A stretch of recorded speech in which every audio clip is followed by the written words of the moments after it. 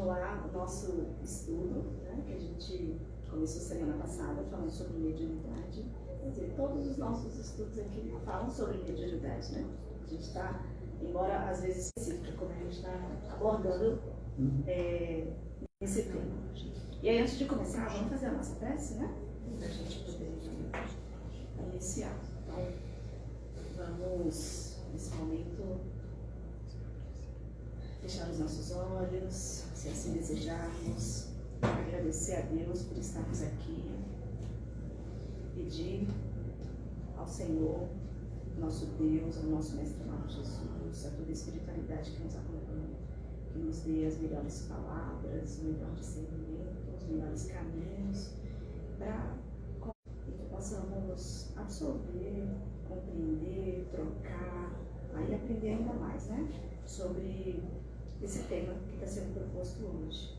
Pedimos que o Senhor nos inspire, nos ilumine, que nos ajude sobre o médium, quem é o médium. E aí agora a gente vai avançar um pouco. A gente começa perguntando, a mediunidade ela começou com o espiritismo? O que vocês acham? Foi com o espiritismo que a mediunidade deu início? Não. Não? E aí, se não, quando vocês acham que a mediunidade, desde quando, né? A gente entende a mediunidade, a gente reconhece a mediunidade está presente? Como a mediunidade, de uma forma que todo mundo entende, eu acredito que ela possa ter iniciado realmente com o espiritismo. O nome, mediunidade e o desenrolar. Mas a gente lê nas escrituras que ela data de muito antes, né? Antes de nascer Jesus já tinha, na época de Moisés já tinha aquela questão da tábua, aquela coisa toda. E muitas outras coisas que eu não me lembro agora, mas já tinha mediunidade. Já era mediunidade. Quem mais? Eu sei que lá no Antigo Egito já tinha, né? Que aquela coisa da vida após, tanto que conservavam o corpo, então acho que já vem desde ali a mediunidade. Alguém mais? Desde sempre. Desde sempre, né, Val? E é bem isso, desde sempre, né? E ó, vocês falam, desculpa que desconfigurou um pouquinho, né? Mas claro que não, né, gente? Como vocês falaram, e o Valdo finalizou aí desde sempre. Os espíritos, eles sempre se conhecem, mais remotos, né? A Raíssa falou aí do Egito, né? Lá, no Egito, Israel, Roma, Grécia. Só que, como a Carmen falou, não com essa nomenclatura, não dessa forma que hoje a gente entende, né? Que é nos mostrado, que a gente compreende a mediunidade. Mas ela estava presente lá no meio dos sacerdotes, dos profetas, dos adivinhos, né? Dos feiticeiros e de N outras formas, né? Nos tempos mais remotos. Isso de onde a gente conhece. E de muito tempo que a gente não conhece também, né? Lá no templo de Delfos, na Grécia, né? No meio dos oráculos de Zeus, o oráculo de Epidauro, Asclépio e o oráculo de Anficleia.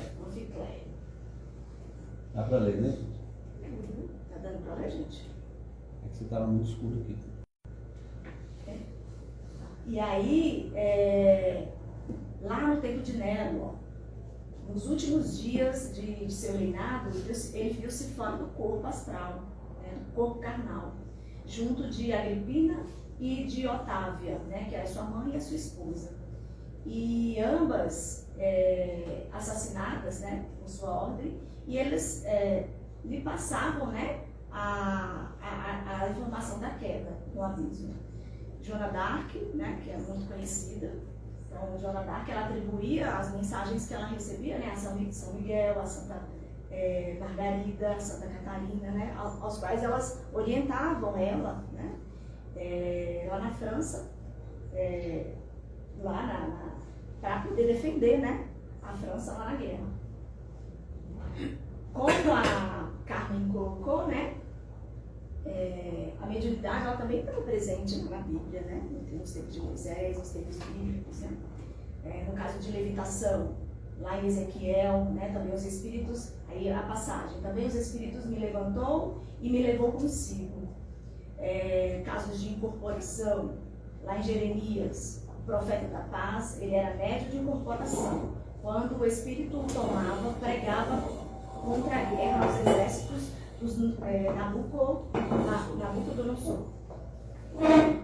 O caso de materialização, lá, ó, Moisés, que a Carmen citou, né, mediante o fenômeno de materialização, recebendo lá no alto a tábua dos 10 mandamentos. O anjo Gabriel, quando fez a anunciação, né, de Jesus.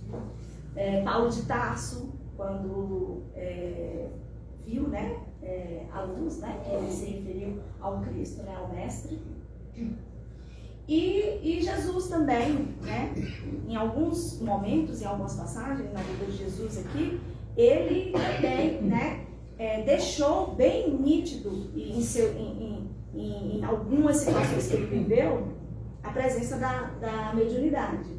Então, na inspiração junto aos doutores do templo, exaltando os fenômenos de efeito físico ao transformar a água em vinho, lá nas bodas de Caná, honorificando nas atividades de cura, transmitindo passes de socorro, né, os paralíticos e as pessoas aflitas que necessitavam, na levitação, quando caminha sobre as águas, nas tarefas de desobsessão, ao instruir e consolar, né, inclusive a orientar os próprios discípulos, né, a também, né, desenvolverem a capacidade mediúnica, glorificando na materialização, em se transfigurando ao lado de espíritos radiantes, né, no símbolo Tabor, elevando-a sempre.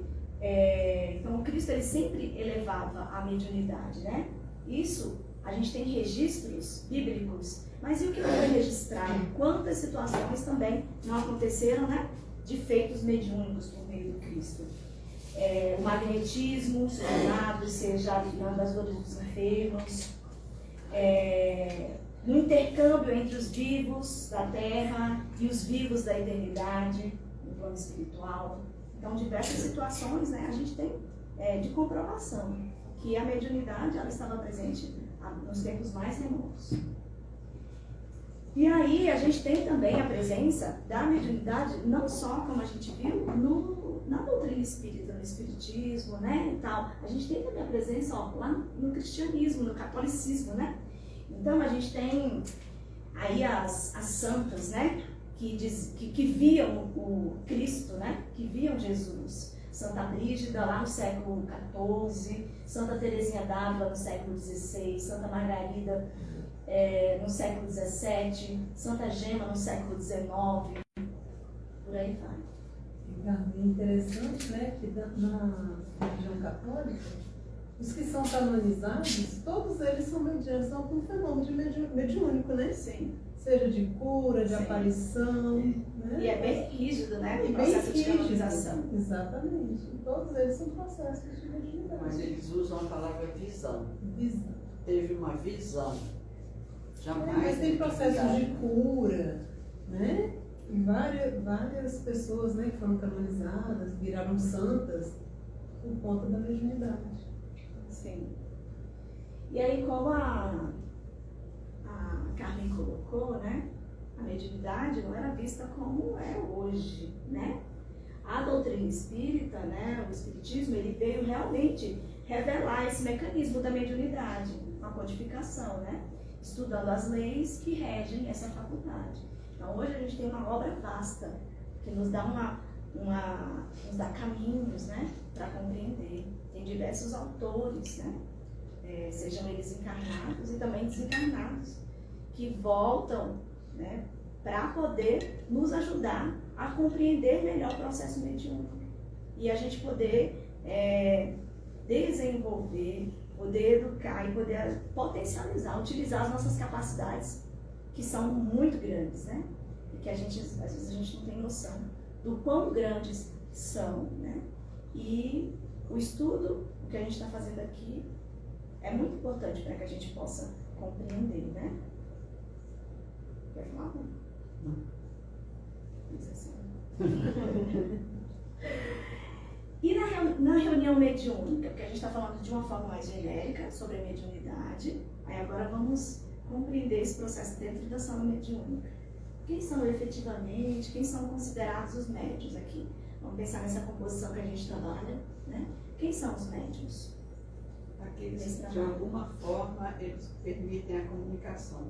Embora que os que estão na sustentação, eu até quero ouvir uma correção aí se eu estiver enganada. Aqueles que sustentam também são médiuns, médiuns de sustentação. O que vocês acham?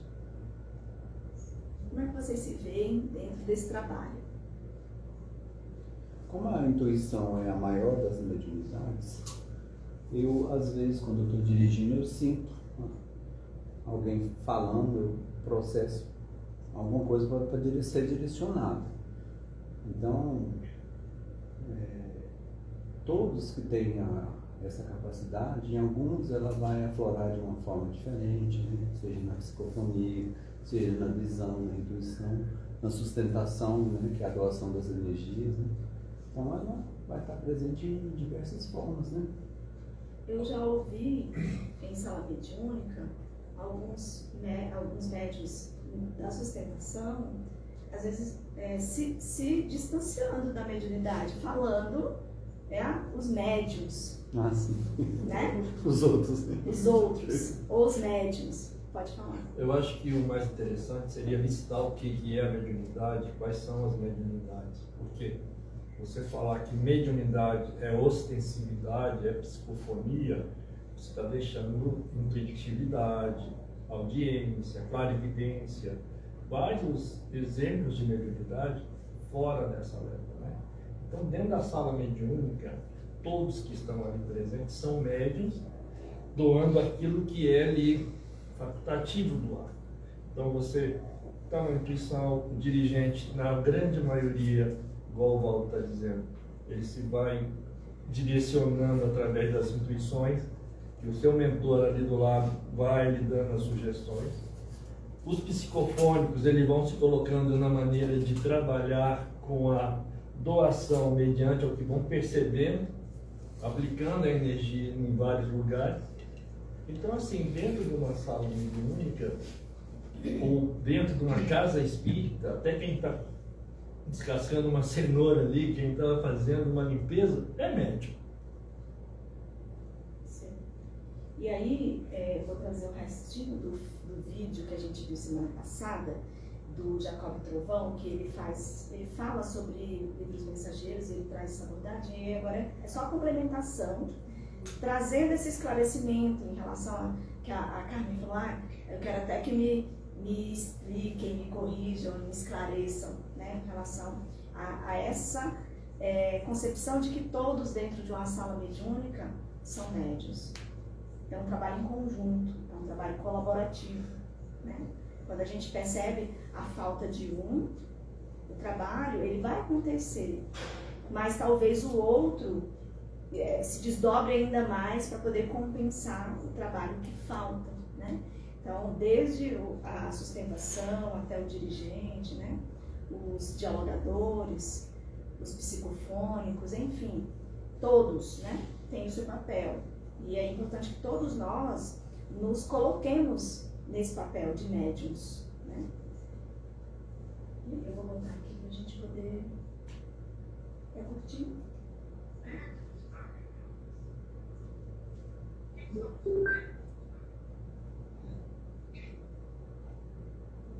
Porque o livro dos Mensageiros estuda os médiuns da reunião mediúnica.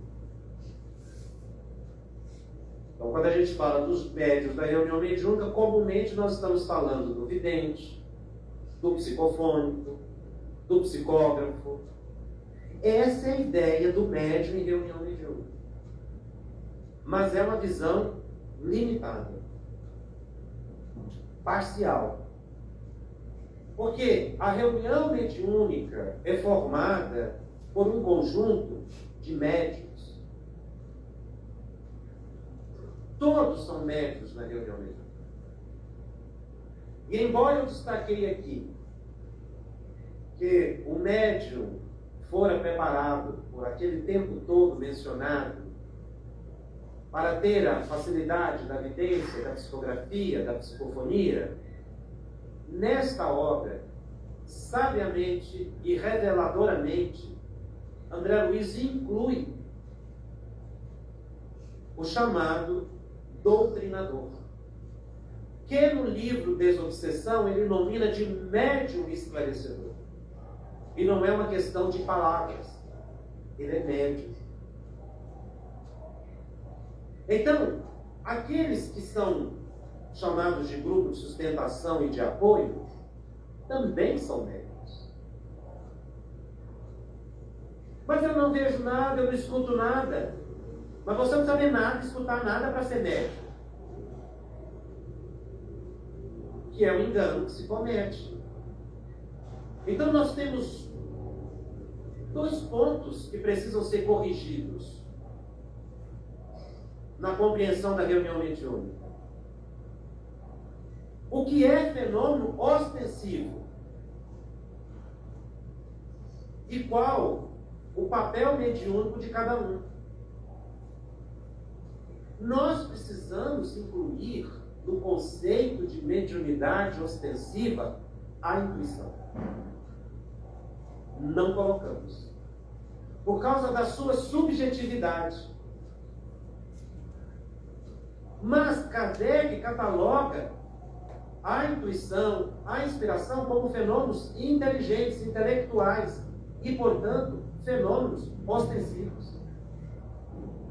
Mas eu tenho intuição fora do centro espírita, o fenômeno ostensivo. Nós temos muito mais fenômenos ostensivos no cotidiano do que imaginamos. Porque nós não classificamos comumente o fenômeno intuitivo como fenômeno ostensivo. E ele é ostensivo. Chega ao ponto da intuição ser tão clara que a pessoa como que ouve. Não é um fenômeno de audiência. Uma voz lhe fala à mente. A intuição, ela tem várias faces. É um fenômeno bastante interessante e complexo. Tem pessoas que levantam de um lugar e vão para outro lugar por intuição. Isso é fenômeno ostensivo. Então nós precisamos ampliar o conceito de ostensividade para incluir aí o dirigente da reunião mediúnica. E aí incluir também este trabalhador no rol dos médiuns. Porque normalmente eles se excluem. Não estamos falando, obviamente, desta instituição. Estamos fazendo aqui um estudo em tese e genérico. Nem desta. Porque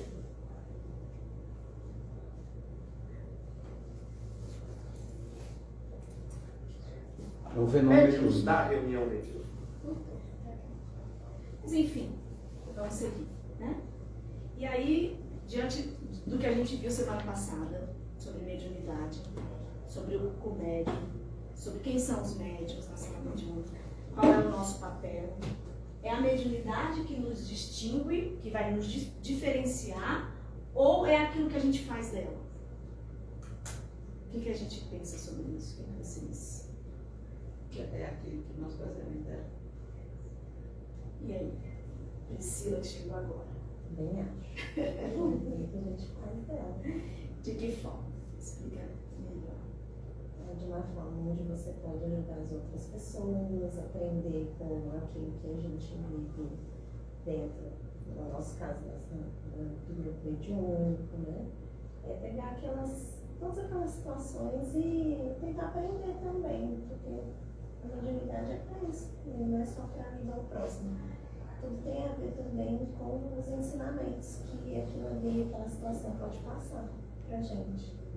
Isso. Semana passada a gente viu que, inclusive, no iníciozinho da palestra do Jacob, que nós escolhemos encarnar como médiuns, como opção para o nosso aprendizado, para o nosso crescimento, né?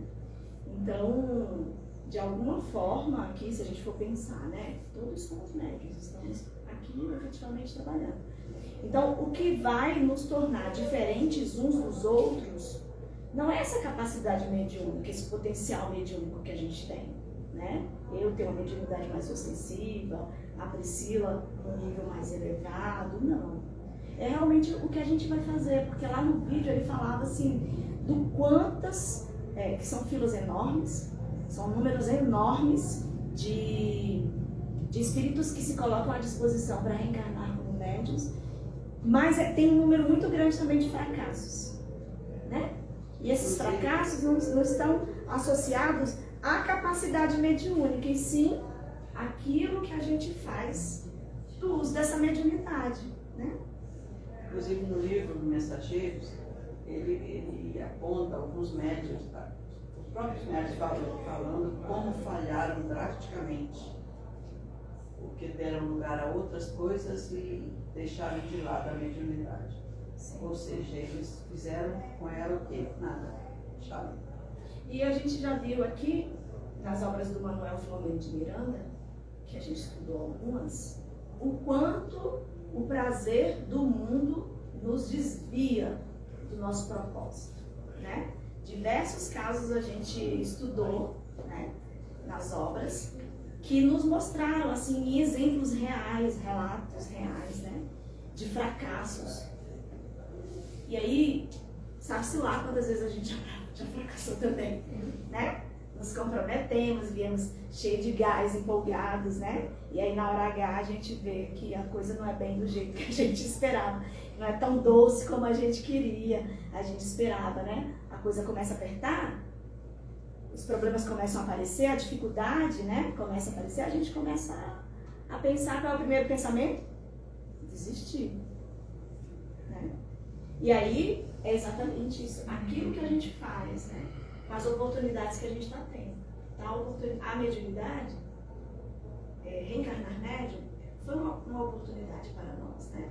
Estarmos aqui nessa casa, nessa sala, fazendo esse trabalho, ou em outra casa, porque a gente realiza esse trabalho, é uma oportunidade que a gente está tendo.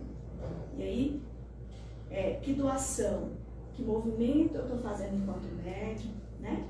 De crescimento, de aprendizado, que lições eu tiro a cada reunião mediúnica daquilo que acontece aqui, das manifestações que a gente trabalha, dos assistidos, encarnados e desencarnados que passam aqui por nós. E o que eu aprendo? O que eu aprendo? Todas as quartas-feiras, quando eu venho aqui, eu faço esse trabalho. Então, cabe a gente refletir, né? Fazer esse exercício. Porque, acima de tudo, alguém falou, a gente pensa que está ajudando, mas é a gente que está sendo ajudado. E lembrar também, cara, a gente tem de estender isso, né? A gente aprende aqui pro nosso dia a dia, para a família, pro nosso trabalho material, para tudo. De uma certa forma, se nós fizermos da nossa mediunidade algo que ela vai nos promover e a gente também auxiliar aqueles que estão em volta, é fantástico. Sim. Então, essa extensão é importante, né? A gente sempre pensar nela, né? Em algum momento, eu lembro uma vez que a gente foi atender uma pessoa que estava com câncer, fase terminal, e a gente dava passe no hospital público. E as pessoas vinham, perguntavam, né, o significado daquilo, depois pedia para que desse passe também. Então, é uma das formas também de você levar, né, o que você traz de conhecimento da mediunidade, né, e distribuir tanto o conhecimento quanto as energias, né. Sim. Então, é legal, para onde a gente estiver, né. E às vezes a gente, a mediunidade nos chama muito mais fora da sala mediúnica do que dentro da própria sala mediúnica. Acredito isso também. Então a gente é médio 24 horas, como a gente já falou aqui na semana passada. Isso que o Waldo falou aí a respeito de hospital, eu acho que é uma forma maravilhosa de exercer a mediunidade. Então, viver a mediunidade é esse estar em constante relação, né? Correlação, interação, troca com o mundo invisível, né? Com o além-túmulo. Mas essa vivência, ela deve espalhar o bem, semear o amor, que é o que o Valdo estava colocando, né? Aproveitando essas oportunidades, às vezes a gente está aqui, encontra um amigo encarnado, Quantas vezes a gente que tem uma sensibilidade maior encontra alguém e ele é encarnado, mas a gente sente que tem algo além, né? Que a pessoa não está bem, que tem algo. E aí o que a gente pode fazer? Enquanto médium, enquanto conhecedor, pelo menos um pouquinho, né? De como se processa a influenciação, né?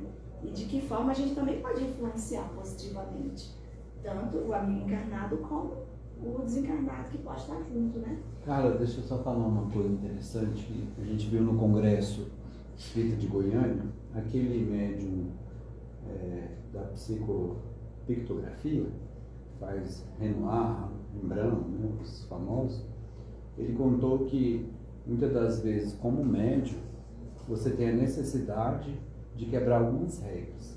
Por exemplo, ele estava numa reunião pública, ele é de Salvador, e uma pessoa estava lá passando mal, chorando, ele pediu um passe para ele. Assim, no meio da reunião e tal, e ele, com todo fosse já inventou desconhecimento, aqui não é lugar, aqui é lugar próprio. Beleza, aí esperou terminar, foi lá e deu passe na pessoa. E a pessoa, ela sentiu toda aquela vibração, aquela energia e mudou. E ela contou para ele, falou, olha, eu estava me propondo sair daqui e suicidar. Esse ato dele, né, salvou uma vida. Então, às vezes, não é pra gente ficar muito apegado, sabe, aos termos. Eu não acho que a gente vai respeitar e tal, mas eu acho que às vezes é necessário abrir algumas exceções. Muito bom. Ótimo exemplo. Né? E aí a gente, enquanto médium, a gente tem que ser os primeiros candidatos a ser um verdadeiro cristão. Então é algo que está muito além da gente, ser um verdadeiro cristão. A gente conversando ontem lá na valorização, né? E aí o Johnny falando, eu sei o Evangelho, né? A gente estava falando sobre a questão do saber, do conhecer e do realmente ser, né? Praticar, né? Então, às vezes a gente tem muito conhecimento, mas é só informação. Na prática, a gente ainda não está conseguindo ser efetivamente. A gente tenta, né? A gente tenta colocar em prática, tenta ser um verdadeiro cristão.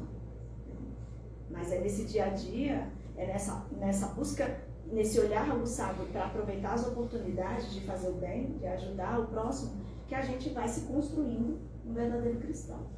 E aí o médium, ele quando está em outro patamar, quando a gente não está nesse patamar aqui, que é de estudar, de compreender, de trabalhar, né?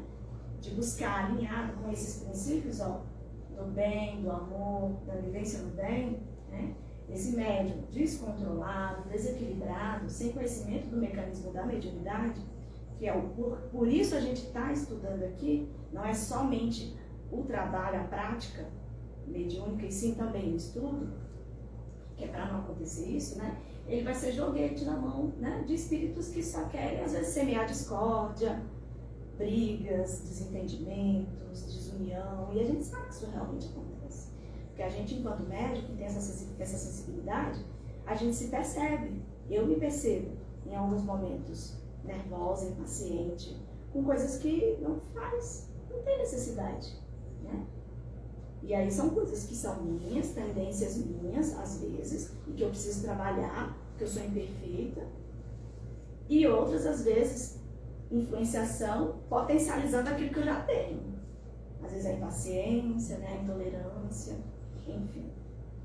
Daí a importância da gente estudar.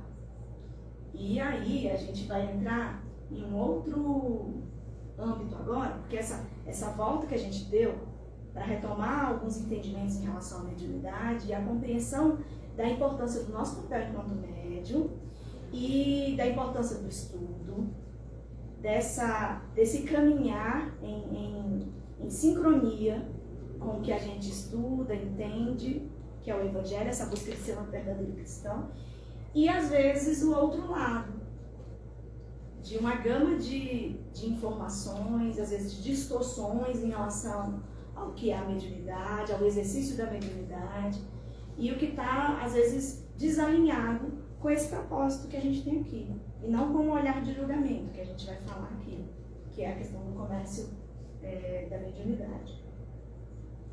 Mas sim com o olhar de entender e saber que existem outras práticas, existem outros caminhos, e que a gente precisa ter essa convicção de que e perseverança, né, do que a gente acredita que é a doutrina espírita, né, que é o que o Evangelho nos traz, o que as obras de Kardec nos trazem, né, e esse trabalho maravilhoso que é alinhado com o bem, né. Aí, como a gente avançou a hora, semana que vem a gente continua, tá? E aí a gente vai começar aí, vocês já vão pensando pra semana. Não sei se vai ser semana que vem ou na outra semana, depende do Marcos, né? Acho que é na outra. Na outra, né? Para que serve a mediunidade? E aí a gente vai pensar, fazer igual com os vídeos lá na escola. Vocês vão pensar sobre Dever de casa. para que serve a mediunidade. Na outra semana a gente conversa sobre isso. Tá bom, gente? E muito obrigada, né? Tudo que a gente conseguiu aprender hoje. Nós aqui temos que agradecer. Uau.